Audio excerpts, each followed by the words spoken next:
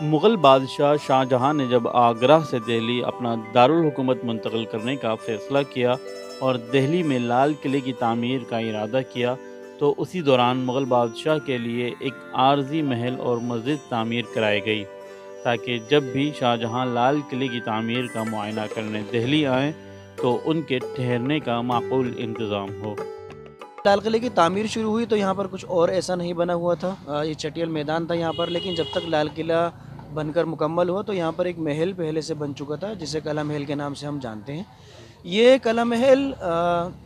شاہ جہاں کے معائنے کے لیے، یعنی جب بھی شاہ جہاں یہاں کا دورہ کرتے تھے، لال قلعے کا معائنہ کرتے تھے، شہر کا معائنہ کرنے کے لیے آتے تھے تو اس محل میں ٹھہرا کرتے تھے۔ اس محل کا نام قلعہ محل رکھا گیا تھا، البتہ محل تو اب باقی نہیں رہا، لیکن اس نام سے دریا گنج کے قریب ایک علاقہ آج بھی موجود ہے اور اس کے ساتھ وہ مسجد بھی موجود ہے جو محل کے ساتھ ہی تعمیر کرائی گئی تھی۔ اسے شاہ جہانی مسجد کے نام سے جانا جاتا ہے۔ جب شاہ جہان آباد بننا شروع ہوا، یعنی شاہ جہان آباد بننے سے پہلے لال قلعہ بننا شروع ہوا، لال قلعے کا کام شروع ہوا، تو اس سے پہلے یہاں پر ایک محل بنایا گیا جسے قلعہ محل کے نام سے بھی جانتے ہیں۔ وہ محل اب تو یہاں نہیں ہے، اس مسجد کے پیچھے کی طرف کا علاقہ سارا قلعہ محل کہلاتا ہے۔ اس محل کے بنانے کا مقصد یہ تھا کہ جب کبھی بھی شاہ جہاں بادشاہ لال قلعہ کا معائنہ کرنے کے لیے آتے تھے، کتنا کام ہو گیا، کتنا باقی ہے، تو وہ اس جگہ پر آ کے ٹھہرا کرتے تھے۔ اکثر یہ کہا جاتا ہے کہ دہلی میں مغل بادشاہ شاہ جہاں کے دور حکومت میں پہلی مسجد جامع مسجد ہے جس کی تعمیر سن 1950 میں شروع کی گئی تھی،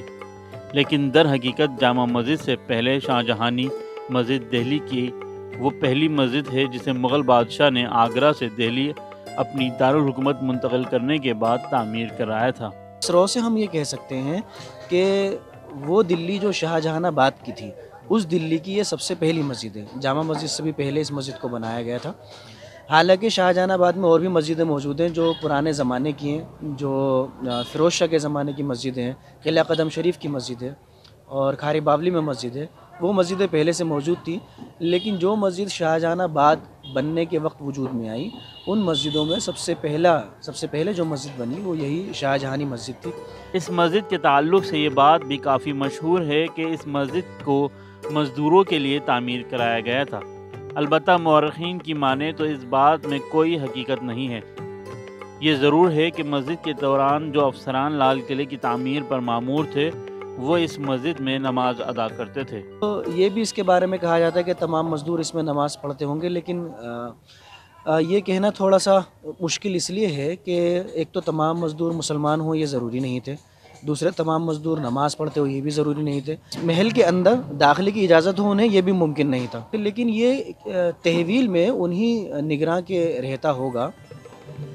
جو یہاں پر اس کے لال قلعے کے نگراں تھے۔ سن 1857 میں جب انگریزی حکمرانوں نے دہلی کے مسلمانوں کا قتل عام کر اسے اجاڑا تھا